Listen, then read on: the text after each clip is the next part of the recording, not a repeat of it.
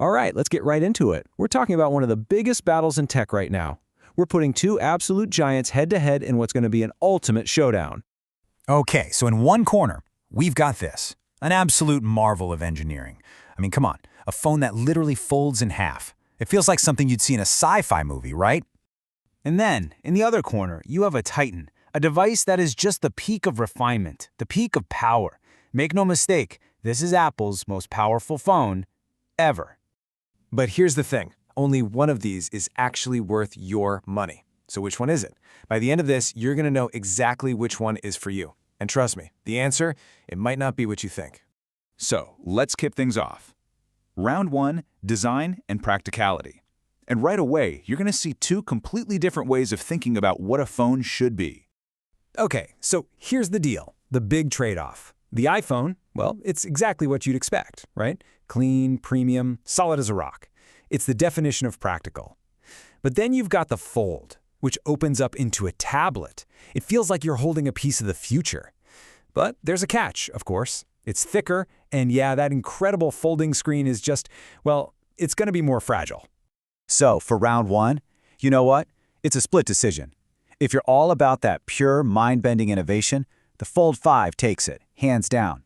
But for just everyday practical use, the iPhone is the no-brainer winner. There's really no single right answer here. It just comes down to what you care about more. All right, let's keep it moving. Round 2, power and performance. Time to look under the hood of these two absolute beasts. So we're talking Apple's A17 Pro versus the Snapdragon 8 Gen 2. And let's be super clear here, both of these chips are just insanely fast. Opening apps, playing the most demanding games, it's going to be a buttery smooth, instant experience on both. But, and this is a big but, Apple's control over its hardware and software gives the iPhone a real edge. When you're talking about the heaviest tasks, it's just that little bit more optimized, a little bit more powerful. So when it comes to raw, optimized power, this round has a very clear winner. It's the iPhone 15 Pro Max. Okay, now for the category that for a lot of you is the deciding factor. The make or break feature. Welcome to round 3, the camera battle. And this is where we see these two phones really start to drift apart. Look, the iPhone's camera system is legendary for a reason, right? The video quality, best in class, period.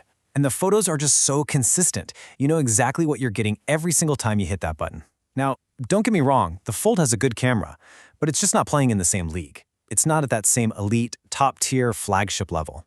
And because of that, the winner here is the iPhone.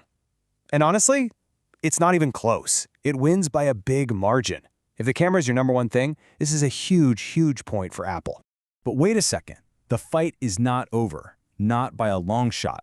Because this next round, this is where the Galaxy Z Fold 5 doesn't just compete, it absolutely dominates. Let's talk about round 4, the wow factor. You know, there's really only one word to describe what it's like to use that massive unfolding screen. It is just insane. Seriously, it's an experience that a normal traditional phone it can't even come close to replicating. So what does insane actually mean when you're using it? Well, it means watching YouTube is suddenly like having your own personal little cinema.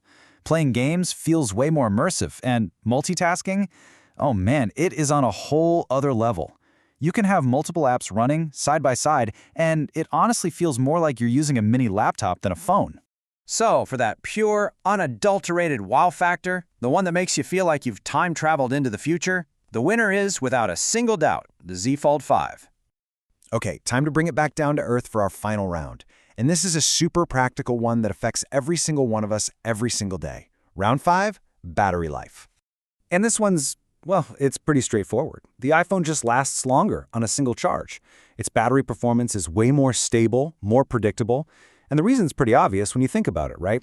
That incredible giant screen on the Fold needs a ton of power to run, which means the battery just drains faster, especially when you're really using it.